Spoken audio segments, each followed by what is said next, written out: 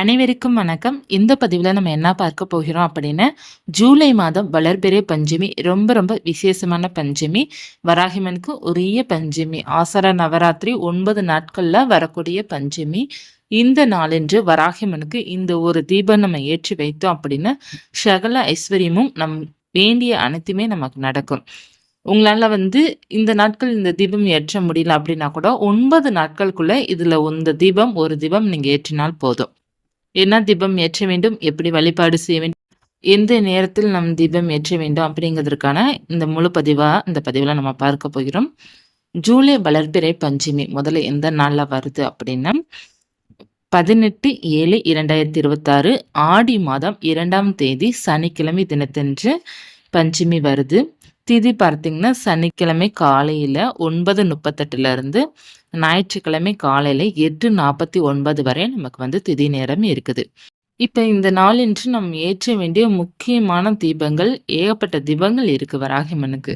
தேங்காய் தீபம் ஏற்றலாம், தானியங்கள் தீபம் ஏற்றலாம், நெய் தீபம் ஏற்றலாம், வெற்றிலை தீபம் ஏற்றலாம். இப்படி ஏகப்பட்ட தீபம் இருந்தாலும் ஆடி மாதத்தில் சிறப்புக்குரிய தீபம் மாவிளக்கு தீபம். மாவிளக்கு தீபம் இந்த 9 நாட்களுக்குள்ளே ஏதேனும் ஒரு நாட்களோ அல்லது பஞ்சமி தினத்தன்றோ நீங்க ஏற்றும் போது உங்களுக்கு மிக மிக நல்ல பலன் கொடுக்கும். இப்ப இந்த தீபம் ஏற்றி வைத்து எப்படி வழிபாடு செய்யணும் அப்படிங்கிறத பார்ப்போம். இப்போ உங்களிடம் படமோ சிலையோ இருக்குது அப்படின்னு எடுத்து வச்சுக்கோங்க.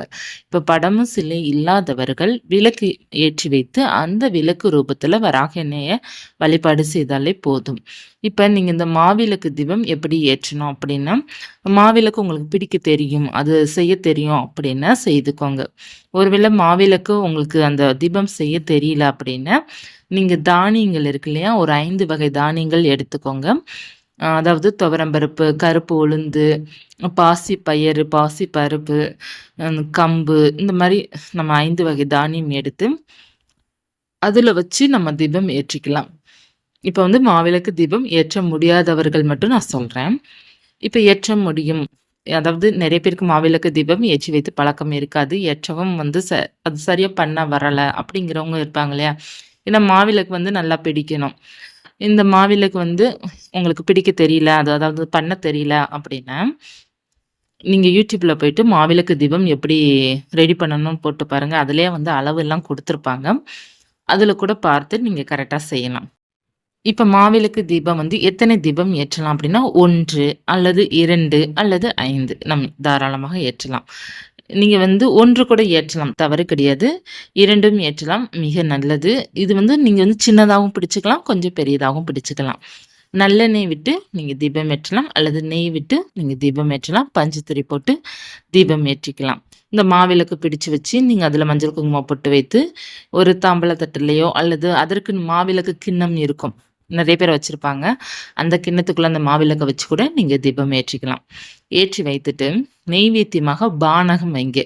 ஆடி மாதத்தில் பானகம் வைத்து வழிபாடு செய்வது அம்பாளுக்கு மிக மிக உரியதாக இருக்கும். பானகம், மாவிளக்கு தீபம் இந்த ஆடி மாதத்துக்குள்ள உங்களால் இப்போ எந்த பஞ்சமிக்கு பண்ண முடியல அப்படின்னா கூட தேய்பிறை பஞ்சமி, ஆடி மாதத்தில் தேய்பிறை பஞ்சமி வரும் பார்த்தீங்களா, அப்போது கூட நீங்கள் செய்யலாம்.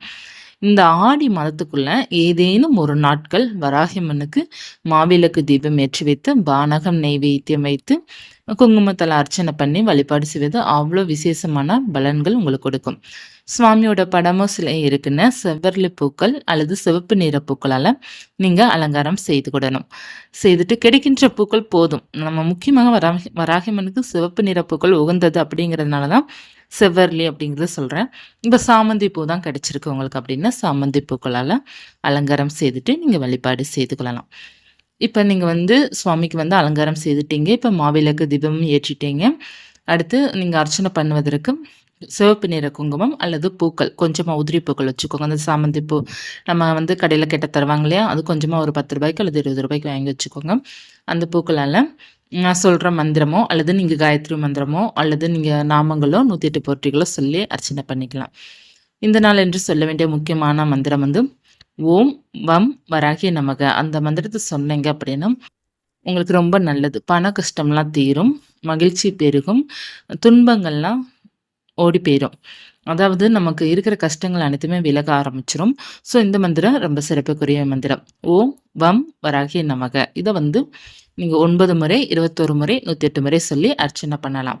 அர்ச்சனை பண்றீங்க இல்லையா? அந்த குங்குமத்த நீங்க அன்றாட வச்சுட்டு வரணும். எப்போதும் அந்த குங்குமத்த வைக்க வேண்டாம் அப்படின்னு நமக்கு பீரியட்ஸ் டேட் இருக்கும் பார்த்தீங்களா? அந்த 5 டேஸ் மட்டும் அந்த நாட்கள்ல நீங்க அந்த குங்குமத்த வைக்க வேண்டாம். மற்றபடி நீங்க தினமும் அந்த அர்ச்சனை பண்ண குங்குமத்த வந்து வச்சுட்டு வாங்க. ரொம்ப, ரொம்ப, ரொம்ப நல்லது. உங்களுக்கு வந்து ஒரு பலம் கிடைக்கும். அதாவது நம்ம முன்னாடி எதிரிகள் நின்னா கூட, அந்த எதிரிகள் நம்மள பார்த்து பயப்படுற அளவுக்கு நமக்கு ஒரு பவர் இருக்கும். அதனால கட்டாயமாக எல்லோருமே அர்ச்சனை பண்ற குங்குமத்த வந்து அன்றாட தினமும் வச்சுட்டு வாங்க. நெற்றியில வச்சுட்டு வாங்க. திருமணமான பெண்கள் வந்து குங்குமம் நம்ம நெற்றியில இந்த வைப்போம் பார்த்தீங்களா? கல்யாணம் ஆன பெண்கள் வைப்பாங்கல்ல, அங்கேயும் வச்சுட்டு வாங்க. ஸோ ரொம்ப ரொம்ப நல்லது. அதே மாரி இந்த குங்குமத்த பார்த்தீங்கன்னா, நீங்க நிலைவாசல்ல வந்து மஞ்சள் குங்குமம் வைப்பீங்கல்ல, அதற்கும் பயன்படுத்தலாம். எதற்காக அப்டின்னா, அந்த குங்குமத்தில அவ்வளோ சக்தி இருக்கு இல்லையா? அந்த நிலைவாசல் வைக்கும்போது இன்னமும் சிறப்பு. ஸோ குங்குமத்த வந்து வேஸ்ட்டு பண்ணிறக்கூடாது. ரொம்ப அர்ச்சனை பண்றீங்க, இந்த குங்குமத்த என்ன செய்ய அப்படின்ட்டு வேஸ்ட்டு பண்ணிறாதீங்க. இல்ல உங்க வீட்டுக்கு வர பக்தர்களுக்கும் நீங்க கொடுக்கலாம். யாராவது வீட்டுக்கு வராங்க, அவங்களுக்கும் கொஞ்சம் கொடுக்கலாம். தவறு கிடையாது. ஏன்னா எல்லாருமே இது வைப்பதனால ரொம்ப ரொம்ப நல்லது. அதே போல வந்து சிவப்பு நிற குங்குமம் ரொம்ப நல்லது. ஏன்னா, எப்போதுமே அம்மனுக்கு வந்து சிவப்பு நிற குங்குமம் தான் உகந்ததாக இருக்கும். இப்ப நீங்க வந்து பூக்களெல்லாம் அர்ச்சனை பண்றீங்கன்னு வச்சுக்கோங்க. இப்போ பூக்கள நீங்க என்ன செய்யணும் அப்படின்னா, அது நல்லா காய்ந்த பிறகு, அதாவது மறுநாள் எடுத்துறலாம். அந்த பூக்கள வந்து மறுநாள் எடுத்துட்டு, அத வந்து நீங்க பூஜை அறை குப்பைகளுடன் சேர்த்து போட்டுறலாம். அப்படி இல்லன்னா, நீங்க வந்து கால்படாத இடத்துல, இல்ல ஓடும் தண்ணீர்ல விட்டீங்கன்னா ரொம்ப நல்லது. ஓடும் தண்ணீர்ல இந்த மாரி நீங்க விட்டுறலாம். விட்டுட்டீங்க அப்படின்னா ரொம்ப நல்லது. அதே போல நீங்க செய்ய வேண்டியது ஜூலை மாத வளர்பிறை பஞ்சமிக்கு வந்து ஒரு கண்ணாடி பவுலோ அல்லது ஒரு கிளாஸோ ஒரு தண்ணீர் எடுத்துக்கோங்க. ஏன்னா நீர் வழிபாடு மிக மிக மிக சக்தி வாய்ந்த வழிபாடு. நீங்க கேட்டதெல்லாம் கொடுக்கக்கூடிய வழிபாடு. ஒரு டம்ளர் நீர் எடுத்து சுத்தமான நீர் பிடிச்சுக்கோங்க. பிடிச்சிட்டு அதில வந்து பார்த்தீங்கன்னா, கொஞ்சமா மஞ்சள் தூள் 2, 3 கல்லுப்பு மட்டும் போட்டா போதும். அதில கொஞ்சமா பூ வச்சுக்கோங்க. ரோஜா பூவோ அல்லது மல்லிகை பூவோ அல்லது பார்த்தீங்கன்னா சாமந்தி பூவோ கிடைக்கின்ற பூக்கள செவ்வரளி கிடைச்சா ரொம்ப நல்லது. அத வச்சுட்டு, நீங்க வந்து அந்த டம்ளர் கண்ணாடி டம்ளர வந்து உங்க கையில பிடிச்சுக்கோங்க. பிடிச்சிட்டு நீங்க வந்து உங்களுக்கு என்ன வரங்கள் வேண்டுமோ அத கேளுங்க. கேட்டுட்டு இந்த தண்ணீர் வந்து வராகியம்மன் படத்திற்கிட்ட வச்சுருங்க. நெனைச்சது நடக்கும் உங்களுக்கு. நீர் வழிபாடு நல்ல மாற்றத்தை கொடுக்கக்கூடிய வழிபாடு. இந்த நீர் வழிபாடு உங்களுக்கு செல்வத்தையும் ஈர்த்து தரும். உங்களுக்கு வரங்களே கொடுக்கக்கூடிய ஒரு அற்புதமான வழிபாடு தான். அதனால இந்த வழிபாடு ரொம்ப நல்லது. நீங்க பஞ்சமி தினத்தன்று இந்த நீரை வந்து வச்சு வழிபாடு செய்யுங்க. அடுத்து நம்ம வந்து நிலைவாசல்ல மஞ்சள் குங்குமம் பொட்டு வைத்து கொஞ்சம் மாவிலையும் மற்றும் வேப்பிலையும் சேர்த்து ஒரு கொப்பு ஒடிச்சு வச்சுக்கோங்க. மாவிலை கட்ட முடிஞ்சா கட்டிக்கோங்க. அப்படி இல்லைன்னா அங்க வந்து ஒரு கொப்பு ஒடிச்சு நீங்க நிலைவாசல்ல கட்டி விட்டுருங்க. ரொம்ப ரொம்ப நல்லது. ஏன்னா ஆடி மாதத்தில் வரக்கூடிய தினத்தன்று நம்ம நிலைவாசல்ல கொஞ்சம் மாவிலையும் வேப்பிலையும் வைப்பது நம்ம வீட்டுக்கு வந்து லக்ஷ்மி கடாட்சத்தையும் தெய்வங்களோட வருகையும் நம்ம வீட்டில் எப்போதுமே இருக்கும்.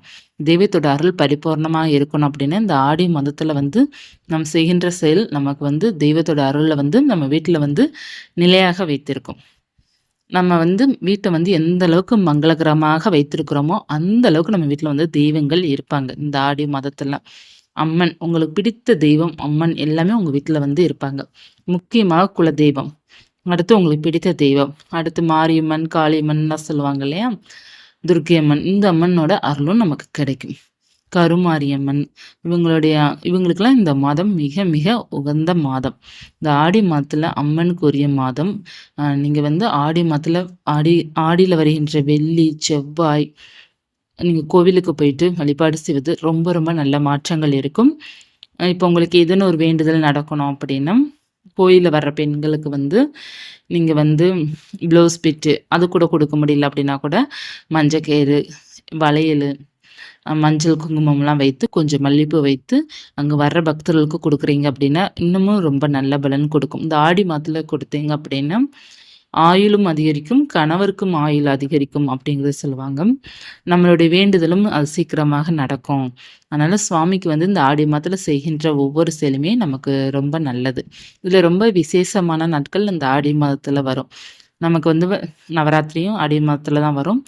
அதே போல பார்த்தீங்கன்னா ஆடி வெள்ளி, ஆடி செவ்வாய், ஆடி தபசு, ஆடி 18ஆம் பெருக்கு விழா அடுத்து பார்த்தீங்கன்னா, நமக்கு இதில வரலட்சுமி பூஜை வேற வரும். ஸோ ரொம்ப ரொம்ப சிறப்புக்குரிய மாதமாக இந்த மாதம் இருக்கும். அதனால ஆன்மீகத்திற்கு உரிய மாதம் இந்த ஆடி மாதம். கூழ் காய்ச்சி நம்ம சுவாமிக்கு வைப்பது ரொம்ப ரொம்ப நல்லது. ஸோ உங்களால என்னென்ன முடியுதோ இந்த ஆடி மாதத்தில, அதெல்லாம் உங்களால முடிந்த அளவுக்கு நீங்க செய்து வழிபாடு செய்து பாருங்க. எல்லா அம்மனுடைய ஆசீர்வாதம் நமக்கு பரிபூர்ணமாக இருக்கும். இந்த சக்தி வாய்ந்த பஞ்சமிய வந்து மிஸ் பண்ணிறாதீங்க. இந்த ஜூலை மாதத்தில் வரக்கூடிய இந்த ஆடி பஞ்சமியில ஏதேனும் ஒரு பஞ்சமி வழிபாடு செஞ்சாலே உங்களுக்கு இந்த வருடம் முழுவதும் பஞ்சமி பூஜை செய்த பலன் உங்களுக்கு நிச்சயமாக கிடைக்கும். ஏன்னா இந்த மாதம் அந்த அளவுக்கு விசேஷமான மாதம், ஆன்மீகத்திற்குரிய மாதம், அனைத்து தெய்வங்களுக்குமே உரிய மாதமாக இந்த மாதம் இருக்கின்றது. முக்கியமாக அம்மனுக்கு.